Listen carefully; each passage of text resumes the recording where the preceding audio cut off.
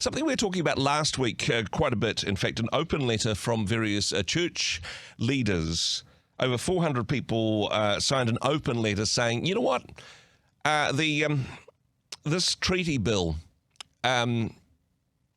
is this the place to be talking about this? And basically pushing back and saying, you know, we think that this is unhelpful to society to talk about that. But is this a form of censorship? Are church leaders saying we shouldn't be talking about this, a way of, even by implication, saying, okay, for denominational leaders to say we shouldn't be talking about this, does this put undue pressure on the members of their congregation to say, well, our leaders said that we shouldn't be talking about this, so we're going to follow that lead? Or was it, as it said on the letterhead, an open letter starting a discussion and encouraging free speech? Wanting to get the viewpoint of the Free Speech Union on this, CEO Jonathon Ayling joins us. Jonathon, kia ora. Good morning. It could go either way on this one. Was it the churches saying, come on, this is the official position of the church, everybody fall in line, or was it a discussion starter in your opinion?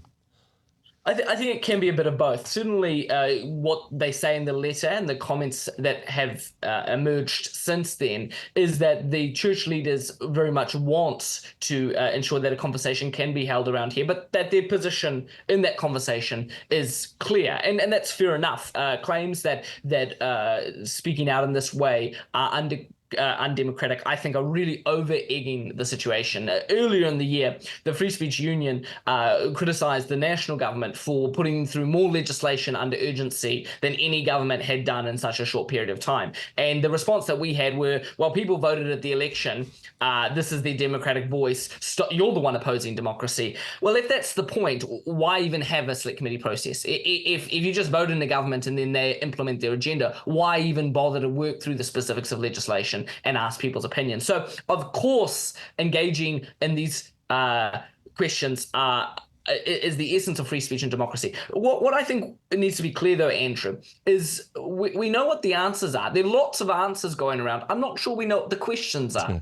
And so we haven't seen the legislation yet. We have now, actually, or parts of it at least, but at the point of the letter coming out, we hadn't. Mm-hmm. And so there was strong opposition to it. So your question was, is this a question of free speech and throwing ideas into the ring to be debated, or is this suppression? I wonder if there's aspects of both. And I wonder if that was just by virtue of the fact that the church leaders that engaged maybe didn't do so with the humility that maybe they should have. And then that's just my opinion. I'm interested in the conversation around that. But I would suggest that if they had said, this is our position, these are our beliefs, and we invite others to join us in exploring this conversation, I think that would have come across quite differently than what has been largely interpreted as a fairly morally superior commentary that at large we don't like in New Zealand, and we certainly don't like coming down from the church above us. And so I think that's probably where that disconnect has emerged. I mean, it's a miracle that you get 400 church leaders to decide on anything, actually. And hey, maybe the unpacking of some of this is what some of the signatories had in mind. There's a nuance in that. The other thing which is interesting about the select committee process here, and as you say, it's an important part of the democratic process. Open letters or not, we already know what the outcome of the select committee is going to be. It's not going to pass the second reading. We're not going to have a referendum. It's not going anywhere. However, it's important to say, look, let's have the conversation anyway. That's not a waste of money. This is how we do things. Even if it's going to get shot down, let's have the conversation. The essence of free speech is inviting people into considering your perspective and persuading one another. It is about not using violence, not using force, not even using hierarchy or authority, but actually this egalitarian democratic narrative that we use reason, we use persuasion, and we invite each other to walk along. And the question that I have, Andrew, is if two are not in one accord, how can they walk together? And at the moment, I would suggest that the church leaders have taken a position that is out of step in many ways with a large portion of both their congregations and New Zealand society at large. Now, Some would say, and this is speaking to a religious audience, some would say that is the role of prophetic leadership. It is to speak the word of God to the people of God and call them into living in alignment with that. I'm absolutely convinced by that. But you need to do that in a persuasive way, in a way that is winsome to invite others into that. And again, what I perceive having come from here is this almost like a papal declaration. And if these leaders are so intent on a conversation emerging here, why didn't they start by having the conversation in their congregations? Why didn't they start by, and it's not that these are democracies, they are still free agents to speak out as they wish, but why didn't they start by saying, this is what we're going to do. What do you guys think about it? How do we navigate this forward? What is the role of the church in commenting on this issue? Look, I think the church absolutely has a narrative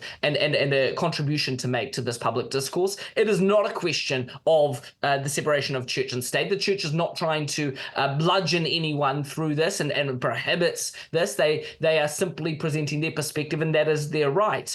I don't know if they've done that, though, in a way that brings anyone with them. Hey, if we bought all of the, if everybody got a say, if we did our own sort of referendum within the church community, I mean, church leadership agreeing on something is a miracle.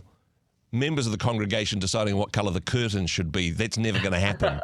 Jonathan, I salute your optimism, though, although I take your point that this open letter was tabled before we knew much about the Treaty Principles Bill. That's a little bit like going back to the Patricia Bartlett days of trying to censor a film you haven't seen, which brings us to the Broadcasting Standards Authority, their recent report. What does Auntie have to say? Am I doing a good job, or do we need more restrictions? I mean, it won't be a surprise that one of the key pillars within our censorship regime is banging the drum for more censorship. If I may, Andrew, just connect those 2 points there. I would suggest that opening up the conversation and giving people an opportunity to speak isn't to pretend by any means that we'll walk away all agreeing. Yep. That's not the point of free speech. We don't have to all agree to be able to walk in some sort of unity. Yep. And I would suggest it's a misnomer for us to pretend like because we are open to others engaging in that communication and voicing their perspective as well, that in some way we are then going to be defeated. That's a very zero-sum narrative. Yep. And I would say with the BSA as well, there is this perspective. It is well, in simplistic terms, it's a very popular versus a very elite narrative. And a portion of our elite institutions are saying that free speech and popular commentary and an open discussion of ideas is quite a dangerous thing. And I would say, you know what? Letting everyday people have their say. Who knows what happens when you do that? It can be very dangerous for those elite institutions. Transparency emerges from that. Accountability emerges from that. And historically, many of the institutions that we considered august and untouchable have been brought down by giving people popular voice. And so I think putting aside the report itself that the BSA has produced, where a couple of hundred of self-selecting individuals and minority communities told us that words have power. We already know that. The idea, though, that the BSA should be navigating to orchestrate an expansion of their powers is not something that surprises us, but it should be something that's telling us to be wary of those that would look to control the opinions that we can hear and the opinions we can express. Name one example of a country where this has gone well for them, where largely we have started to decide that popular expression is something that should be at least overseen and regulated in a more expansive way. Social media has transformed our societies, admittedly, but inviting particular parties to be the ones that pick and choose how we use that is not going to end well. When it comes to broadcasting, I'm not really doing my job properly if at least one person isn't offended by something that either myself or one of my guests says on the program today. Look, everybody entitled to their opinion in this regard.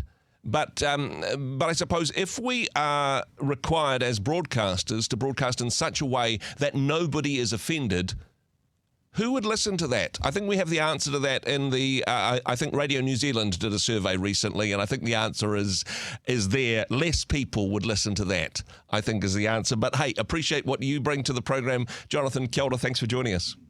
Thanks a lot, Andrew. Hey, thanks very much for joining us in the Rhema studio. Thanks very much for watching the interview.